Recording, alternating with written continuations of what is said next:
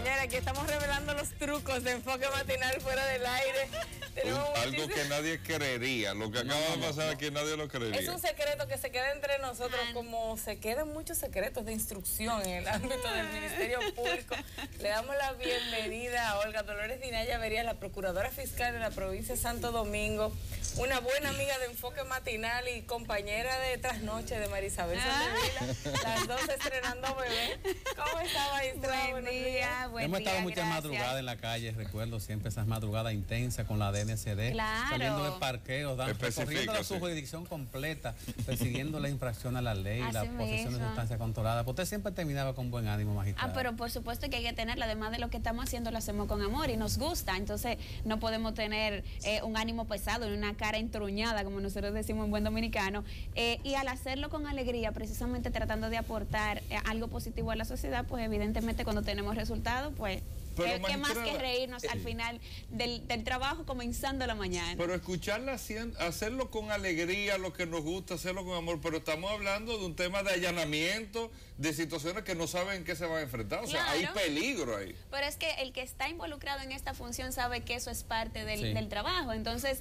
nosotros lo que tenemos que hacer es tomar las previsiones del lugar precisamente para cuando eso pase, que esperemos que no pase, aunque ha pasado, bueno, nosotros poder tener la respuesta oportuna y efectiva para evitar que vaya a salir alguna persona lesionada de parte y parte, porque a nosotros tampoco nos interesa que la persona que vaya a ser procesada o que vaya a ser allanada pues salga lesionada tampoco, estamos en medio de una protección también de derechos fundamentales, pero sí lo hacemos con alegría y lo hacemos con amor. Mi hermana dice, algo tú tienes que yo no tengo, que eres fiscal, con algo tú naciste que yo no nací, y es precisamente eso, o sea, uno tiene una vocación, uno tiene un amor por marcar un hito, por hacer una diferencia y por aportar en la sociedad, y yo creo que la función que nosotros tenemos ayuda muchísimo en eso y nos llena de mucho no es cuando orgullo una y alegría. mujer que el Ministerio Público tiene el poder represivo del Estado, la policía, la guardia, la DNCD, muchas armas de fuego, pero observar que siempre está pendiente que se salvaguarden los derechos constitucionales del ciudadano, el derecho a la privacidad, el derecho a la presunción de inocencia, que también es importante, no solamente estar del otro lado, sino ponerse en el medio y equilibrar la cosa. Sí, así mismo es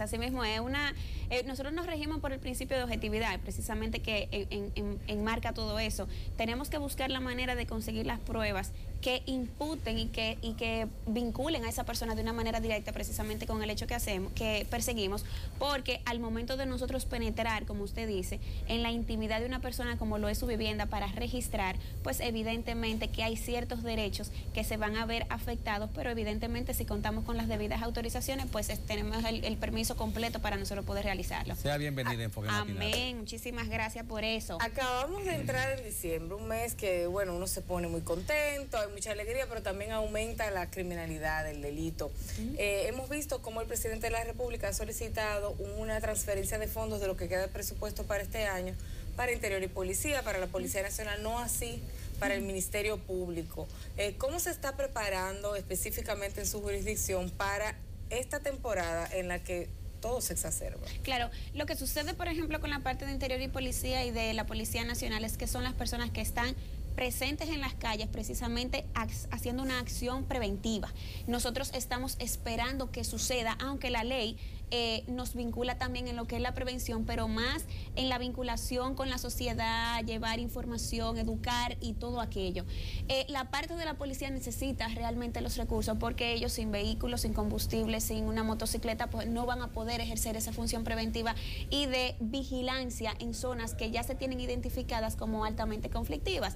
Entonces nosotros como Entre ellas la provincia de Santo Domingo. Claro, es que Santo Domingo tiene la población más alta del país a nivel de provincia. O sea, mucha densidad también. Claro, bueno, pero la densidad no es tanta, sino la cantidad de personas que tenemos en el territorio que lo tenemos, que es un territorio atípico, es raro, es extraño. Se hace un cintillo en el borde de todo el Distrito Nacional. Imagínense ustedes que nosotros manejamos parte de Jaina, manejamos los Alcarrizos, manejamos... de un extremo. Exactamente, o sea, imagínense que los límites de nosotros son Boca Chica, San Pedro, sí. Monteplata, Villa Altagracia, San Cristóbal. O sea, nosotros bordeamos al Distrito Nacional, que tiene 92 kilómetros cuadrados, todo 1.330 kilómetros de territorio. Entonces, ¿qué es lo que pasa? Que al ser un territorio tan disímil, o sea, imagínense ustedes una población de Pedro Brán versus la población de Boca Chica, que son dos poblaciones completamente diferentes, pues claro que se tienen que generar muchas situaciones que sean conflictivas y de diferentes formas y de abordaje también diferente. Bueno, no podemos tratar a la conflictividad de Boca Chica de la misma forma que tratamos la de Pedro Brán. Entonces, eso es lo que pasa. Nosotros como Ministerio Público, ¿cómo nos preparamos? Bueno, pues capacitándonos constantemente, precisamente para nosotros poder tener todas las herramientas necesarias a la hora de que la policía, por ejemplo, identifique o cualquiera identifique. Para esta temporada navideña, ¿qué medidas adicionales ustedes toman? Presencia, o sea, nosotros por ejemplo en la Fiscalía de Santo Domingo una medida que se toma es que todo el mundo puede tomar su vacación en cualquier mes del año, no diciembre. ¿Por qué? Porque diciembre es altamente conflictivo, entonces nosotros necesitamos contar con el mayor número de personas para poder hacer frente a todos los requerimientos de la sociedad. A nadie evidentemente se le niega la vacación, es un derecho que todo el mundo tiene y que se necesita para poder seguir ejerciendo esta función. Pero diciembre es un mes muy delicado y que exige demasiado del Ministerio Público. Entonces, ante la situación que nosotros hemos tenido, de que hemos tenido reducción del personal, pues no podemos tener menos personal en uno de los meses más importantes del año en materia de conflicto. ¿Han tenido reducción de personal? Sí, porque hay personas, por ejemplo, que han sido ascendidas, salen de la jurisdicción y entonces, lejos de nosotros tener más Ministerio Público, vamos teniendo menos Ministerio Público. ¿No son reemplazadas estas personas? Bueno, no han sido reemplazados todavía y lamentablemente eso ha sido una merma en lo que respecta al personal de Santo Domingo. ¿Y qué tanto ha afectado? ¿Cuántas personas han Bueno, perdido? Nosotros comenzamos teniendo 103 fiscales, ministerios públicos, incluyendo fiscalizadores.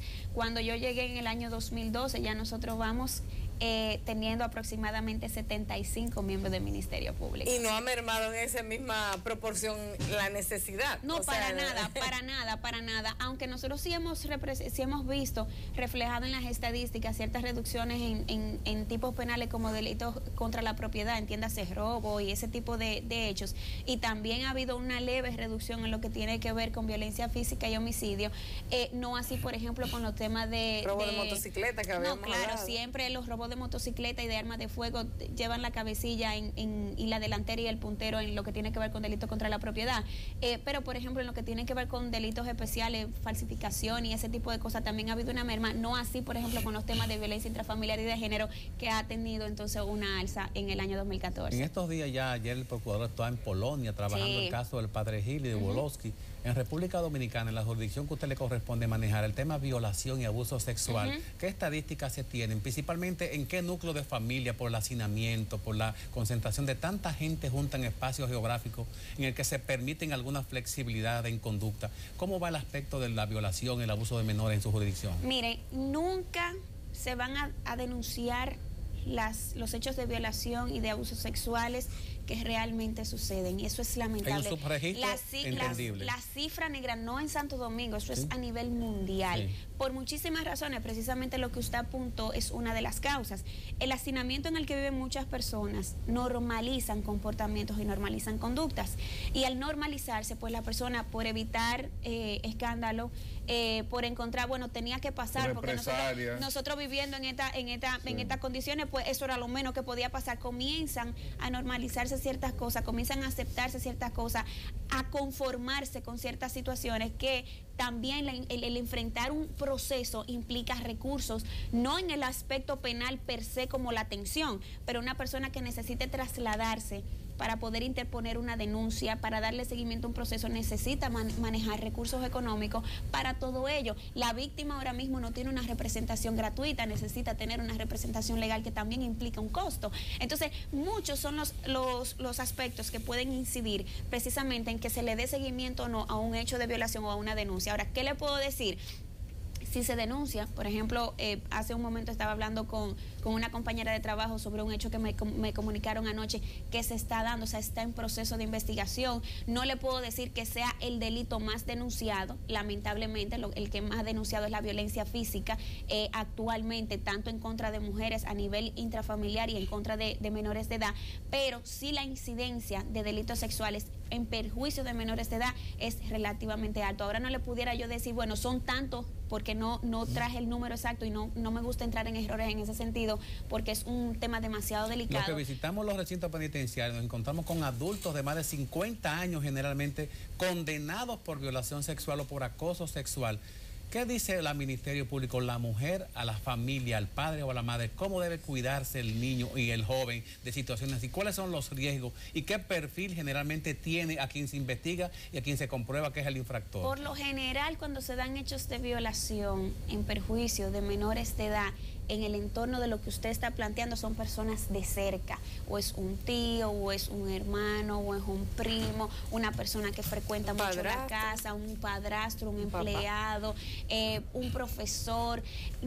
Con la pedofilia tenemos que tener mucho cuidado. Precisamente ayer estaba yo teniendo una conversación con alguien a quien tildaban de histérica, precisamente porque al momento de cambiar o sustituir un profesor en un colegio cuestionaba la causa por la que habían cambiado al profesor, y también preguntaban cuál había sido la investigación que se había hecho para incorporar a un nuevo profesor al colegio, porque el pedófilo tiende a involucrarse en ambientes en donde hay menores de edad.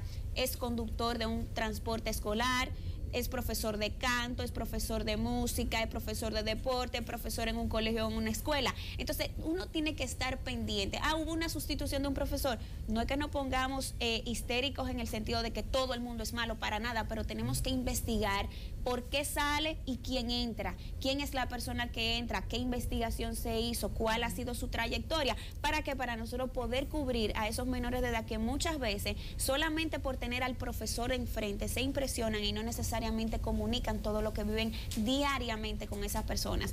Tienen que tener cuidado, o sea, no sean excesivos en la confianza.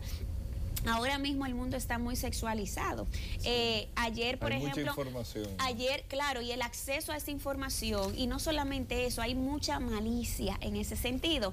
El caso precisamente que se maneja es que un adulto le dice a una menor, ven, déjate hacer esto para que tú sepas lo que es bueno. Entonces, todo aquello se maneja en un entorno de confianza. Entonces hay que tener mucho cuidado con las conversaciones, con los temas, con las personas que se involucran con nuestros hijos y con nuestras hijas. El permitir que una hija de uno se siente en la pierna de un amigo, de un vecino, de un compañero de trabajo. Sí.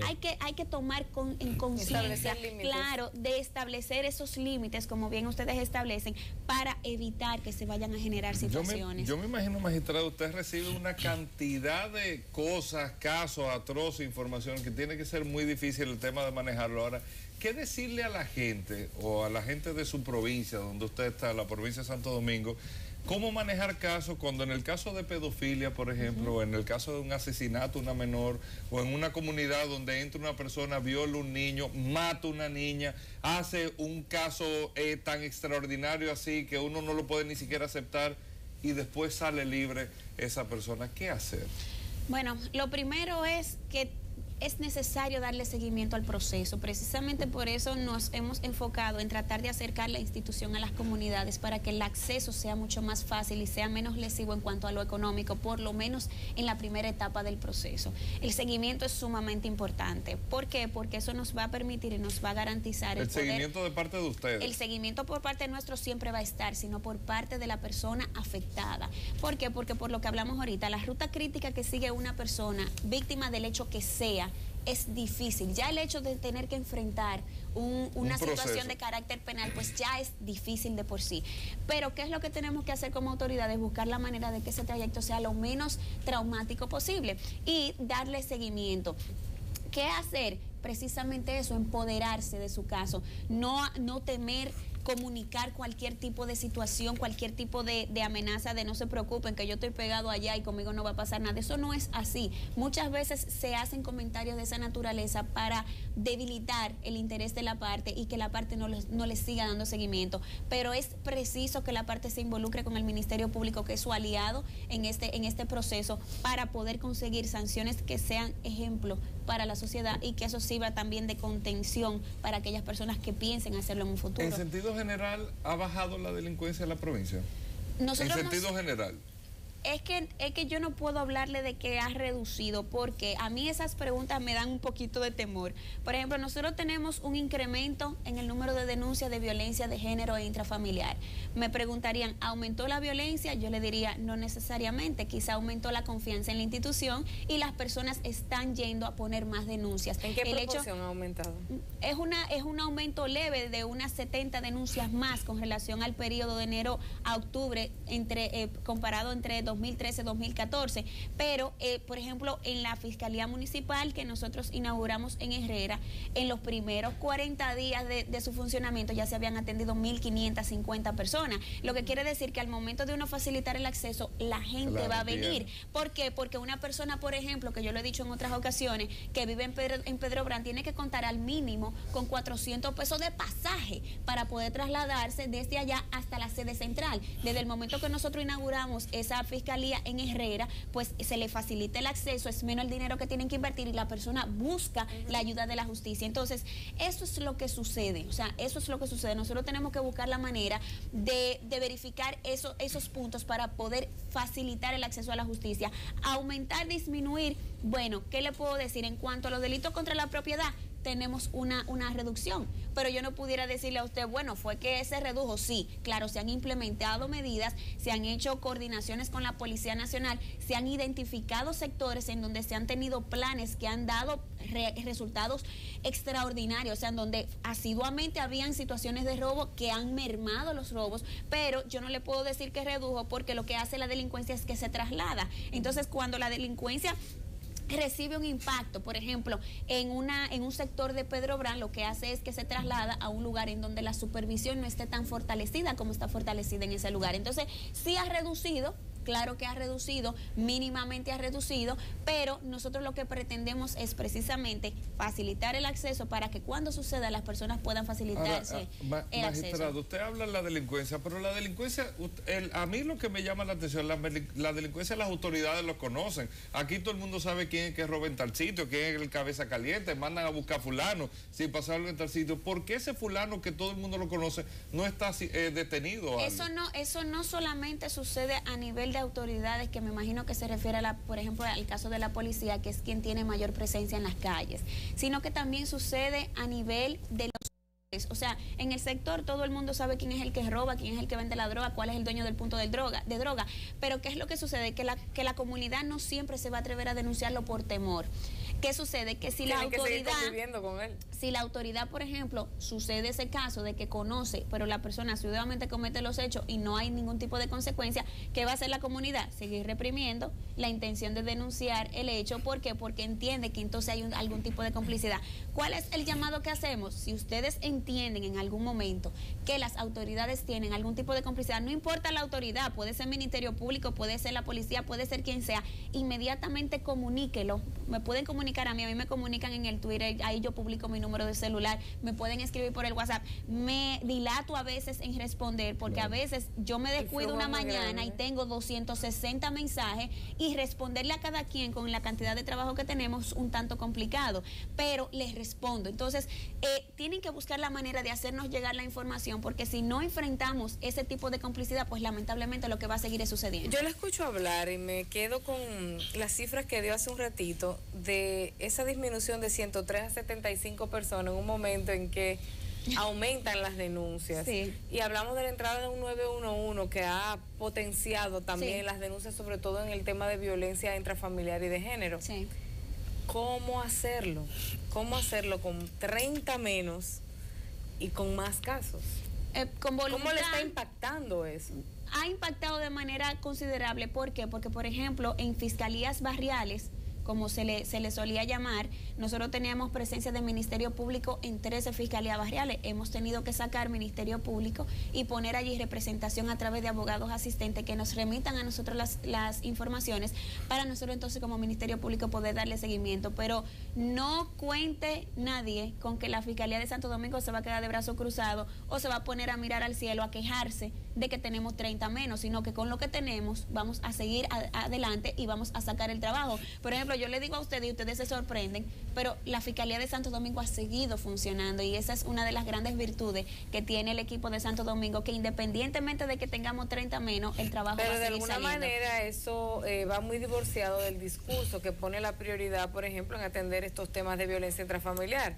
Hay mucho interés, muchas marchas, mucho discurso, pero luego a la hora de la verdad, esto tiene que haber influido de alguna manera en el aumento de esas cifras que vimos con relación al año pasado. Es que no necesariamente. ¿Por qué? Porque es que el tema de la violencia intrafamiliar no es un tema del Ministerio Público exclusivamente. El tema de la violencia intrafamiliar y de género, porque no podemos hablar de violencia intrafamiliar exclusivamente. No, claro. Tenemos que hablar de violencia en contra de la mujer basada en el género y violencia intrafamiliar. Es un tema que abarca muchos sectores. Tiene que involucrarse salud pública, tiene que involucrarse educación, tiene que involucrarse el Ministerio de la Mujer como lo hace, tiene que involucrarse Policía Nacional, tiene que involucrarse Fuerzas Armadas, tiene que involucrarse medios de comunicación, tiene que involucrarse las iglesias, tiene que involucrarse toda la sociedad. Entonces nosotros no podemos poner al Ministerio Público como un chivo expiatorio, como culpable de todo lo que está sucediendo. Pero precisamente no lo podemos debilitar en un momento en que esa situación lo que ha sucedido con el Ministerio Público es que el Ministerio Público ha tenido que asumir, por ejemplo, nosotros hemos tenido que esforzarnos en tener psicólogos y centros para remitir a personas, para poder darle seguimiento y terapia a nivel individual y a nivel colectivo, de manera tal que nosotros podamos garantizar que la medida que se está tomando con esa persona pueda tener un efecto a futuro. Pero eso no le correspondería al Ministerio Público, eso le correspondería, por ejemplo, al sector salud. Pero lamentablemente cuando nosotros hemos tocado alguna puerta que necesitamos alguna intervención, pues entonces la respuesta no necesariamente ha sido la más rápida y la más efectiva. Entonces, ¿qué hacemos? Bueno, pues no podemos quedarnos de brazos cruzados. Entonces se ha tildado que el Ministerio Público es responsable de muchas cosas que ha tenido que asumir que no le tocan, pero es porque lamentablemente todas las personas y todos los sectores que se deben de involucrar en este tipo de temas no todavía tienen el compromiso que tienen que tener para poder enfrentarlo de una manera efectiva. Magistrada Dina, tenemos que ir a una pausa, pues yo voy a dejar la pregunta formulada para que me la responda al retornar. Vamos a ver. Cíclicamente se presentan problemas de delincuencia, asesinatos de bandas, y cuando se identifican a los autores o a los sospechosos, siempre tienen más de 5, 6, 10, hasta 20 sometimientos y están en la calle. ¿Dónde que está el maco? ¿Cuál es el truco de que esa gente consigue salir y sigue delinquiendo? Vamos a la pausa y retornamos. Ay, qué linda.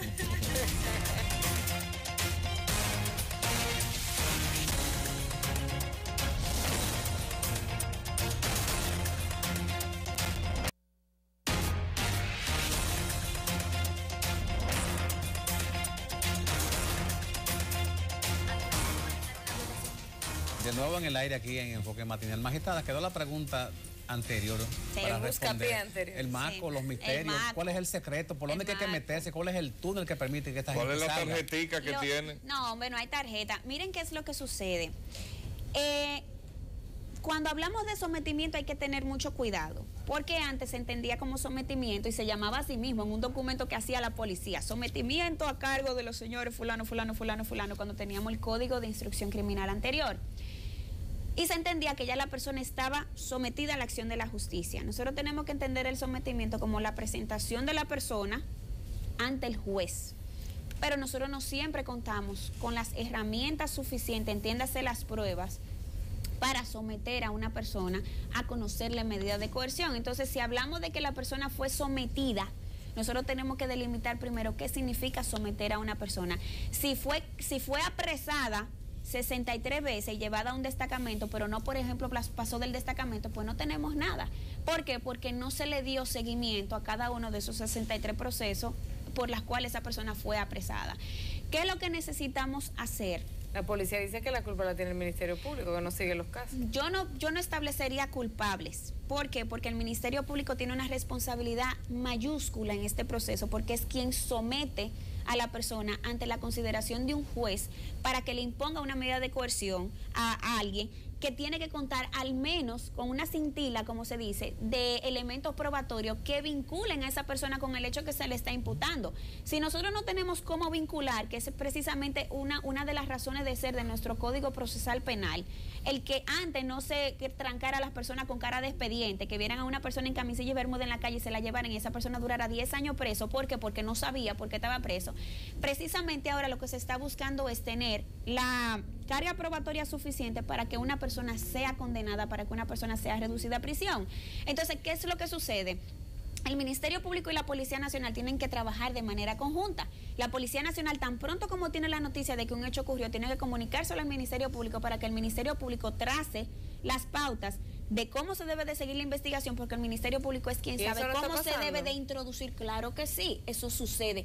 Pero en una familia tan grande como la policía, cosas pueden pasar. Con una familia grande como el Ministerio Público también cosas pueden pasar. Ahora, mi experiencia en Santo Domingo, yo le puedo decir, nosotros hemos enfrentado situaciones difíciles en donde ha habido miembros de la Policía Nacional que asumen ellos las investigaciones sin comunicarle al Ministerio Público, pero no ha sido en la generalidad de los casos, todo lo contrario. El tratamiento y la compenetración que ha habido entre Policía Nacional y Ministerio Público, por lo menos en Santo Domingo, que es mi realidad, yo le puedo decir que ha sido positiva. Con eso yo no le quiero decir que no hayan sucedido ciertas cosas, claro que sí, pero vamos a ver cómo las enmendamos. Ahora, cada quien tiene que asumir su rol. ¿Por qué? Porque la policía también tiene una carga sumamente importante porque es el cuerpo que investiga.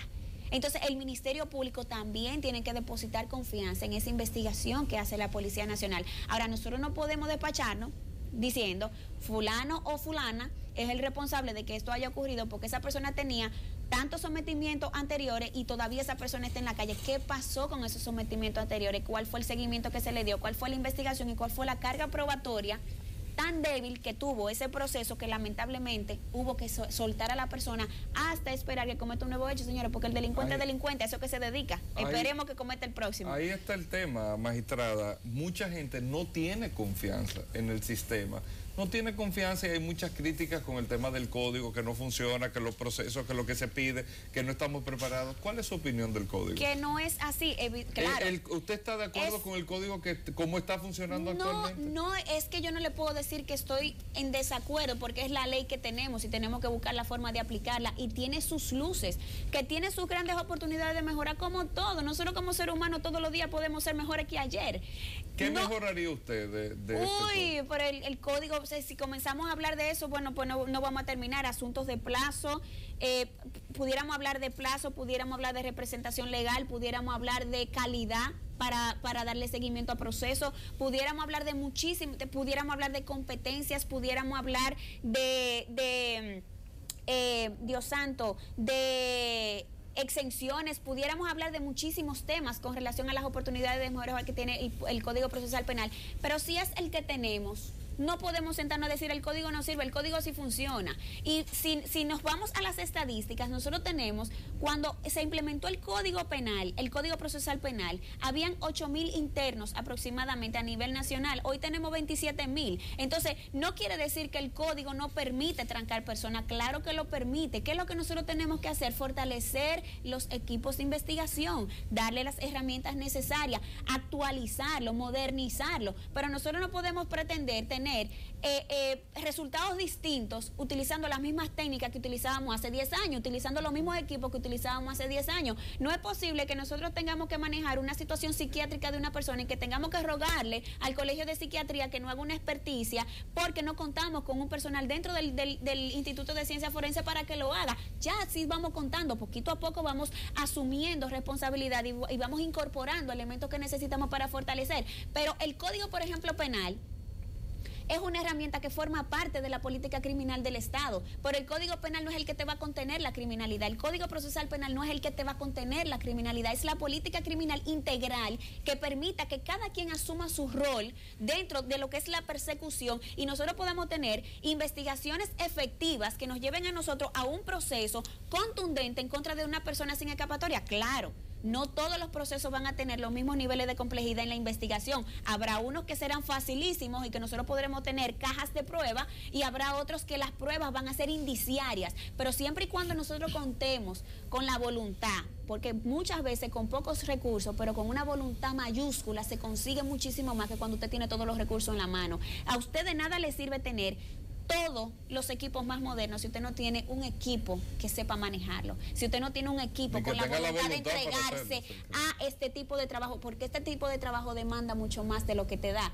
Precisamente por eso hablábamos ahorita de qué tú tienes que yo no tengo, que tú formas parte de este tipo de cosas. Entonces, yo creo que no es sentarnos a satanizar el código. El código tiene, como le dije anteriormente, todas las oportunidades de mejora del mundo, todas. todas, y podemos comenzar con la representación legal. La víctima, que quien sufre, no tiene representación legal gratuita. El imputado sí, y puede ser un imputado de robo simple, pero puede ser un imputado de violación, puede ser un imputado de secuestro, puede ser un imputado de sicariato, y tiene una representación legal buena, excelente, extraordinaria, gratuita. La víctima no. Entonces pudiéramos comenzar por ahí, pudiéramos seguir hablando con los plazos ahí, eso es un tema para durar meses hablando, pero no podemos satanizarlo. ¿Qué garantista? En extremo. Pero ¿qué es lo que tengo para trabajar esto? De la misma forma que yo lo he podido utilizar hasta ahora. Pero eso no es algo malo que sea garantista. No, para nada. Aquí se ha querido plantear como algo malo. Y déjeme decirle que la garantía no es para el imputado, es para el inocente.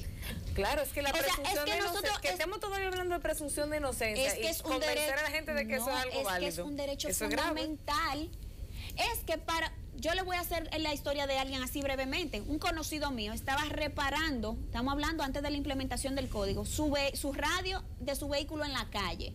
Tenía una camisilla y una bermuda, estaba en la calle, pero estaba reparando su radio. Se lo llevaron desde alto porque se estaba robando el radio. Ese es mi carro, que no, usted se va preso. ¿Qué hacía el código anterior? Te mantenía en prisión por X tiempo, tú robándote el radio de tu propio carro. Por tenencia de cara. Claro, entonces, ¿qué sucede? Que este código lo que viene es a protegerlo a usted, que es inocente. Ahora, al culpable, a la persona que es culpable le da duro. ¿Por qué? Porque miren cómo nosotros hemos aumentado la garantía del proceso como tal para nosotros poder tener una decisión contundente. Ahora, ¿qué pasa? Que nosotros como actores del sistema tenemos que fortalecernos cada día como actores del sistema, con herramientas, como les dije, con métodos de investigación modernos y adecuados a las fechas, con legislación adecuada y actualizada para poder enfrentar, por ejemplo, ahora que nosotros vamos a tener tipificado el sicariato, nosotros no lo teníamos. Entonces, todo eso se tiene que ir implementando en la marcha, en la medida que identifiquemos las oportunidades de mejora. Hay un tema que trae mucha preocupación y ustedes en la región que usted cubre lo viven en el día a día, y es el tema del narcotráfico y el microtráfico. Ha habido mucho debate últimamente con lo de la extinción de dominio, que si los narcos son condenados, llegan a un acuerdo, vuelven y tienen todas sus pertenencias. ¿Cómo está impactando eso a la provincia de Santo Domingo y cómo se está lidiando con esta gente que llegan y son héroes? Lo que sucede, volvemos a lo mismo. O sea, nosotros tenemos que identificar esas personas que hacen acuerdos. Son situaciones muy particulares y son situaciones especiales, porque francamente que el acuerdo en materia de narcotráfico no es una opción, salvo que sea para tener un efecto mejor con relación a un patrocinador, con relación a una persona que sea a quien se esté persiguiendo de manera importante en ese proceso. Pero ¿qué le puedo decir? O sea, a nivel de narcotráfico, para mí los acuerdos no tienen mucha cabida, precisamente por ese dato. Las personas se endiosan, no solamente a nivel de macrotráfico, sino a nivel de microtráfico. En los mismos sectores, por ejemplo, esa persona que tiene el punto de droga es el que le compra la caja de muerto a una persona del sector cuando se le muere a alguien, le hace la compra, le compra la leche y comienzan a endiosarse precisamente por ese control. Y es así que sucede, y por eso muchas veces también se entra en complicidades de no denunciar a cierta persona, porque de alguna manera ciertas necesidades que tienen son cubiertas por esas personas. Pero vuelvo y les repito, en mi jurisdicción no se lleva a cabo con frecuencia, y cuando ha habido que hacer algún tipo de acuerdo ha sido sobre la base de que tenemos algún tipo de cooperación internacional que nos permite a nosotros poder tener una decisión contundente fuera de aquí con relación al proceso que tenemos aquí. ¿Cómo va la cifra en cuanto a narcotráfico y microtráfico? Honestamente le puedo decir que se está manejando un mayor volumen de procesos a nivel de microtráfico que de macrotráfico. Okay, magistrada, lamentablemente. Si fuésemos a hacer estadísticas, ¿usted tiene estadísticas de la gente que está en rebeldía con la ley? Gente que está sometida, gente que no aparece, gente que se le varía la medida y no vuelve más. Sí, ¿Cuántos por más o encima menos de los son? 5.000 tenemos nosotros en Santo Domingo. Por encima de los 5.000, lamentablemente. ¿Qué departamento, a quién le corresponde rescatar a esa gente? Nosotros creamos... rescatarnos, recuperarlo al sistema. Sí, no, capturarlo. Sí. Y nosotros creamos precisamente un departamento que se llama Captura de Prófugos y Rebeldes, precisamente para darle seguimiento a esas personas, pero lamentablemente muchas de esas personas sí han sido beneficiadas con alguna variación de medida que no fue impuesta, por ejemplo, el impedimento de salida, muy probablemente están fuera del país. Si tuvieron el impedimento de salida, quizá buscaron la vía de salir de otra manera, o se encuentran en algún lugar del país que lamentablemente no hemos podido accesarlo. Tenemos un equipo trabajando en eso, haciendo los levantamientos del lugar. Es un tanto complicado, pero se está trabajando. 5.000, pero predominando el tema del narcotráfico, del homicidio, o de qué tipo de infracción. No le puedo... Hay muchas variaciones de medida con relación a los temas de narcotráfico, pero hay variaciones de medida con relación también a los temas de robo, básicamente. Donde hay menos variaciones de medida son en los temas de violencia, por ejemplo, intrafamiliar y de género, en los temas de homicidio, pero en lo que tiene que ver con tráfico de drogas sí hay mucha variación de medida. Yo mantengo, magistrada, y una opinión que comparto mucho que a veces discuto mucho con Marisabel, y le digo siempre, este tema de la violencia de género, este tema de la delincuencia, tiene un foco importantísimo el desempleo, la crisis económica que hay en el hogar y la familia, son los que te conducen, digo yo, en gran parte a esto. Que usted que lo vive, usted que vive el día a día, ¿qué es lo que pasa? Lo que pasa es que la violencia intrafamiliar y contra la mujer basada en el género es multicausal. Nosotros no podemos atribuírselo a la falta de empleo porque hay muchos hombres que están desempleados que no agreden. No podemos atribuirle a esa causa. Que sea un detonante en determinado momento es posible, pero no es lo que provoca la violencia en contra de la mujer, porque muchas veces la mujer que está más que empleada, porque encima de tener que salir a trabajar, tiene que llegar a la casa a seguir trabajando, no ejerce violencia en contra del hombre por sentirse sobrecargada. Entonces,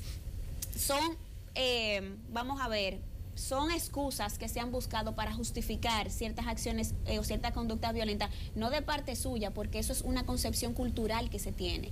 La violencia en contra de la mujer viene fomentada precisamente por esa desigualdad que hay entre hombres y mujeres. La violencia de género, y si nos vamos, por ejemplo, a estudiar lo que es género, lo que es género es lo que culturalmente se ha construido que debe de ser una mujer y que debe de ser un hombre. ¿Qué se espera de una mujer? ¿Qué se espera del hombre? Por ejemplo, lo que estábamos hablando ahorita de los secretos que se estaban revelando aquí, que no lo voy a revelar y que se queda aquí mismo. Ese comportamiento de esa persona se tiene más atribuido a una mujer que a un hombre. Entonces, ya eso va marcando lo que culturalmente se ha construido como que se espera de un hombre o de una mujer. Entonces ahí comienzan a establecerse las diferencias, si la niña es la que tiene que fregar y el varoncito no puede fregar, porque esas son cuestiones de mujeres. En estos días yo escuché una canción que decía, aunque los hombres no deben llorar, yo voy a llorar. Y era despechado en esa canción y yo me moría de la risa, pero es un mensaje que se manda a través de una canción que se canta, que el subconsciente va asumiendo, en donde le están diciendo a los niños que tú no puedes llorar porque tú eres hombre. ¿Qué mentira tan grande? Usted tiene ojos, usted tiene un lagrimal, usted debe de llorar, claro que sí. Entonces el hombre debe llorar también, ¿por qué no? Eso no lo hace débil, pero la situación económica no es un detonante. Esa fue la palabra que utilicé. Puede ser un detonante, pero no la causa de la violencia. Como le dije, puede ser multicausal. Esa frustración en esa familia no puede llevar a cabo ya esa falta de esperanza de ese hombre Pero es que todo lo contrario. Esa frustración lo que debe de llevar es a la unificación familiar, al apoyo. Vamos a ver, vamos a buscar solución. ¿Por qué el cerebro que está orientado? Pero es que no, lo que sucede es porque no podemos decirle desorientada a la persona que violenta. ¿Por qué? Porque ahí lo estamos justificando de nuevo. Es simple y sencillamente que esa persona es violenta. O sea, es que muchas personas en esas mismas condiciones no ejerce la violencia. Maestra, usted es como la 10ª persona que le da esa misma explicación. No, lo que pasa es que algún día él lo entienda. Lo que sucede es que es un asunto cultural que viene construyéndose hace cientos de años. Entonces nosotros no podemos venir a acabar con algo de la noche a la mañana. Se han obtenido muchas reivindicaciones en ese sentido. Bueno, el hecho de que esa sea una de las principales denuncias que ustedes reciben ya es una gran ganancia. Claro que sí, claro que sí. Dígame. La proliferación de bancas de apuestas que como un semillero han invadido el país, con la gente con la ilusión de dar el palo, de hacerse ricos rápido, sumado a la aparición del liquor store, de lavadero, de venta de motocicletas. ¿Qué submundo del lavado se mueve que ustedes identifican en esos casos? Eso es un tema muy profundo. Métase en lo profundo. Lo que pasa es que entraría en consideraciones que no es prudente hacerlo ahora mismo, precisamente porque o se puede dar información que no es oportuna porque se puede... Pero hay una relación entre la aparición tan súbita de inversiones que no, del dueño de un muchacho de una marquesina con un carro viejo, y de un día para otro aparece como el dueño del licuestor con 4 millones de inversión. Pero pudiera ser... O los dueños de esas bancas, ese tipo de actividad comercial de lícito ejercicio. Pero yo le voy a hacer una pregunta a usted y usted me disculpa que asuma el rol ahora de conductor. Dígame. Pero es que eso no solamente se circunscribe a banca de apuestas. Si usted sale a la capital y usted se separa en una intersección y comienza a ver hacia arriba, usted no solamente va a ver banca de apuestas. No, me refiero de lo simple a lo complejo. No, pero que lo que le quiero decir es que el lavado no se circunscribe a algo en específico. El lavado utiliza lo que sea. Una lavandería, ¿por qué le dicen lavado? ¿Por qué le dicen lavandería? Dinero ilícito. Entonces, uno de los negocios que se utilizó en una época fue precisamente ese. Entonces, lo que se tiene que hacer es identificar el comportamiento de la persona, y ahí tienen mucha participación las instituciones bancarias, precisamente porque donde se mueve el dinero es en las instituciones bancarias, y las instituciones bancarias tienen un rol sumamente importante dentro de esa ley de lavado de activos. Los grandes capos de la capital se mueven principalmente a su jurisdicción, a la parte oriental, y ocupan discotecas y andan con 4 vehículos con gente artillada. El Ministerio Público no ve eso, no le interesa eso, no investiga eso. Claro que sí, para eso inclusive hay una procuraduría especializada que tiene la responsabilidad, y lo está haciendo, de investigar. Lo que pasa es que cuando el Ministerio Público está enfrascado, por ejemplo, en investigaciones, no anda publicitándola. ¿Por qué? Sí. Porque hay investigaciones que se dañan, se perjudican, si se da algún tipo de información. Pero cuente con que esa procuraduría especializada, en conjunto con todas las fiscalías del país, no solamente la de Santo Domingo, pues están teniendo un rol bastante activo. Lo que sucede es que precisamente nosotros tenemos que saber de dónde partir y qué contener a la hora de imputarle a una persona que ha hecho lavado de activos. ¿Investigan ustedes, magistrada, por motus propios o por una previa denuncia? Que Franklin diga, mire, magistrada, chequese a ese que están dando con esta forma, y usted inicia una investigación, o ustedes se dan cuenta de alguna actitud e investigan sin que nadie haga una denuncia. Ambas pueden ser. En este momento, ¿cuáles son los delitos y crímenes en los que ustedes están más enfocados? Hemos hablado de violencia de género intrafamiliar, de robo común, microtráfico sobre todo. Parecería que son más temas de particulares, no grandes mafias o conglomerados o crimen organizado. Es que todo eso involucra grandes mafias. O sea, el microtráfico no surge de ahí, sino que son instalaciones, son como células que tienen instaladas en diferentes zonas. Eso es como un negocio que tiene sucursales. Y sin embargo, usted misma reflexiona de que la mayoría de los casos que están llevando no llegan a esas grandes instancias. O sea, me quise referir a que el volumen que está llegando es más a nivel de microtráfico que de macrotráfico, en el sentido de encontramos un alijo de 800 kilos de droga en un contenedor, por ejemplo. Ha estado sucediendo, pero lamentablemente todavía no tenemos los responsables capturados. Encontramos la droga, pero no están los responsables. Entonces, el manejar responsabilidades, los responsables con la captura de la droga, se mueve más a nivel de microtráfico, porque tenemos inmediatamente la reacción y la contención. Pero con relación entonces al macrotráfico es un poco más complicado, porque se maneja a nivel de puertos, se maneja con unos trasiegos diferentes, que entonces no nos permite tener ese tipo de respuesta de manera inmediata, aunque sí se están trabajando, sí se le está dando seguimiento. ¿Cuál es el caso? Lo típico de Santo Domingo se mantiene. Está, por ejemplo, ese nivel de narcotráfico y de macrotráfico que está instalado, por ejemplo, a través de los puertos, en donde se le está dando seguimiento a esa droga que llega, que necesitamos saber de dónde vino y hacia dónde va. De la misma manera, por ejemplo, los casos de homicidio. O sea, nosotros llevamos hasta la fecha aproximadamente 300 homicidios dentro de Santo Domingo. Entonces, es una cifra bastante considerable, es la mayor a nivel nacional. Los casos, por ejemplo, ¿y feminicidios cuántos tienen ustedes? 15. Llevamos uno más con relación al año pasado. Decía, además de los homicidios, está el tema de la violencia en contra de la mujer basada en el género y de la violencia intrafamiliar. O sea, eso es un tema que no termina, eso es un tema que no acaba. Y el tema de los robos para despojar motocicletas y para despojar de armas de fuego. El tema de explotación sexual, centros de explotación de menores, en tema de sexo, ese tráfico ahí. ¿Todavía siguen rifando mujeres en los carguas? Bueno, no hemos vuelto a tener situaciones como esa de la rifa.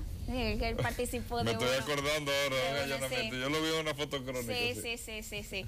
Pero a nivel de rifa no, pero sí se dan situaciones que se están investigando en donde involucran lamentablemente a ¿Cuál es el mujeres. barrio de su jurisdicción con más alto nivel de microtráfico identificado? Uy, no, Uno o dos, no dígame le dos. voy a hablar del barrio porque puedo Estigmatizar, exacto. no solamente estigmatizar, sino que puedo inclusive Avisarle que se aquí de muevan de aviso. ahí. Sí.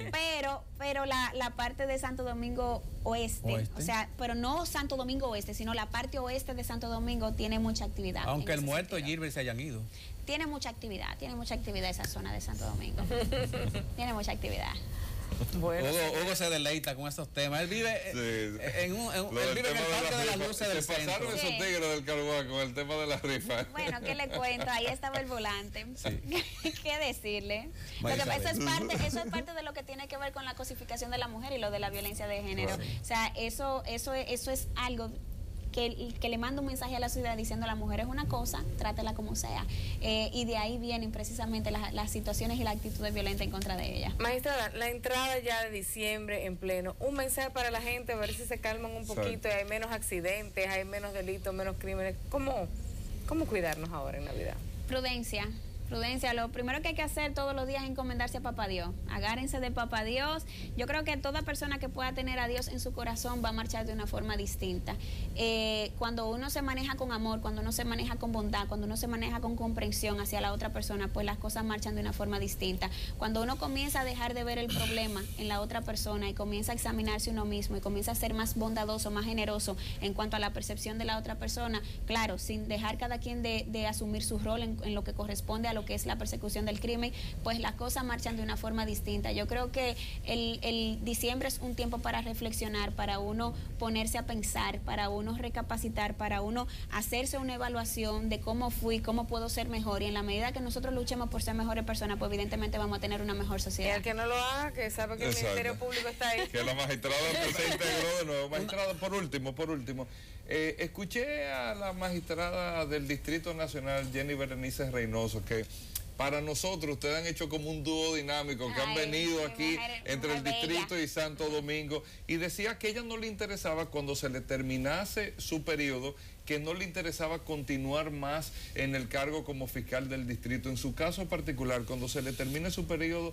¿aceptaría de nuevo mantenerse en el cargo por un tiempo más? Yo creo que existe la opción dentro de la legislación de que nosotros podamos durar un periodo más, pero todo va a depender de la necesidad, todo va a depender del momento. O sea, ahora Y mismo... ustedes son de carrera, las y dos. ahora mismo, Exacto. por ejemplo, en Santo Domingo hay mucho que hacer, queda ¿Usted mucho por hacer. aceptaría continuar? Yo creo que yo no tendría ningún tipo de inconveniente en permanecer en Santo Domingo. Santo Domingo es una jurisdicción sumamente activa que demanda mucho y que nunca un día va a ser igual que el otro. Sí. Entonces, como hay tanto todavía por hacer, por alcanzar, por conseguir, yo creo que continuar trabajando en esos logros que quedan pendientes por alcanzar, pues para mí sería todo un privilegio. Pero nosotros dependemos de esa carrera, dependemos del Consejo Superior del Ministerio Público, somos Ministerio Público Pero y donde usted quiera que aceptaría. estemos, vamos a Pero seguir le dando la gustaría batalla. continuar en Santo Domingo sin ningún problema. Si por ejemplo la pregunta me la hicieran ahora, yo diría hay cosas pendientes, me gustaría continuar, pero tendría que esperar a que concluya el periodo. ¿Cuándo concluye el suyo? Concluiría en el 2016. Okay. Entonces veríamos a ver si ya para esa época, pues entonces habría la posibilidad de ser mejor un cambio o algo por el estilo, pero somos Ministerio Público y donde quiera vamos a seguir haciendo las cosas con corazón y con mucha voluntad. Le corresponde al Ministerio Público de la provincia fiscalizar la avenida Venezuela, que de madrugada los sitios de diversión. No, pero eso está muy bien. Los sitios de diversión en 5 y 6 camionetas de la policía cuidando lo que salen. 20 o 30 menores pidiendo limosna y sustrayendo cosas de los vehículos que están parqueados ahí. ¿A quién le corresponde organizar aquello? Me encanta su pregunta. La policía tiene su función y tiene su... Pero descuida la protección de la gente que hace ejercicio y que sale a su trabajo de madrugada, por estar ahí pendiente de lo que están gozando. Porque acuérdese que esa no es la única policía que existe. O sea, puede ser que ellos tengan por función estar ahí en la Venezuela, precisamente porque como hay tantos negocios en donde se expende bebida, pues para evitar cualquier tipo de situación, pues es bueno tener algún tipo de contención en ese momento presente. ¿Y los menores? Bueno, los menores tienen responsabilidad, dependiendo de cuál sea la situación, Tribunal de Menores, CONANI, ¿verdad? y dependiendo de la situación pudiera involucrarse la Fiscalía de Santo Domingo. Lo que pasa es que se entiende que la Fiscalía es la responsable de todo, pero por eso es que digo que cada quien debe de asumir su rol, y si cada quien asume su rol, si cada institución asume su rol, yo le aseguro a usted que las respuestas van a estar ahí bien Vamos efectivas. a casación ya. Tenemos que dejarla Yo te iba a invitar a ir. una fiesta en la Venezuela, pero ya te no puede ir. Demasiado. A ninguna parte. Pues. Vamos y le avisamos a la magistrada. Muchas gracias por Gracias a ustedes, acompañarnos. de verdad A Olga que sí. Dinaya Verías, nuestra procuradora fiscal Le de la sacamos provincia el de jugo, Santo Domingo. Sí. Sí, pero eso no es problema. Aquí yo me siento súper cómoda con ustedes, de verdad que sí. Muchísimas Gracias, gracias. Gracias por acompañarnos nuevamente. Nos vamos a una pausa y regresamos con más en Enfoque Matinal.